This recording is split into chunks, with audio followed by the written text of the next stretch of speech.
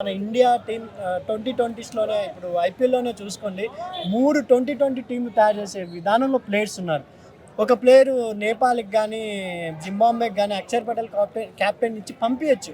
ఎందుకంటే అభిషేక్ శర్మ ఉన్నారు, జైస్వాల్ ఉన్నారు, మొన్న ఎవరు 100 చేసిన అబ్బాయి ఆర్య ఉన్నారు, ఇషాన్ కిషన్ ఫామ్‌లోకొచ్చారు. మిడిల్ ఆర్డర్‌లో రియాన్ పరాగ్ ఉన్నారు. ఇంకా సెకండ్ టీమ్ కావాలన్నా హేమ బదాని ఉన్నారు. ఇంకొక అబ్బాయి మొన్న కరుణ్ నాయర్ కూడా చాలా బాగా ఆడారు. ఇలా ఇండియా టీమ్ 3 టీమ్స్‌గా తయారయ్యే విధానంలో వీళ్ళు ఆల్రెడీ నిర్ణయించారు కదా!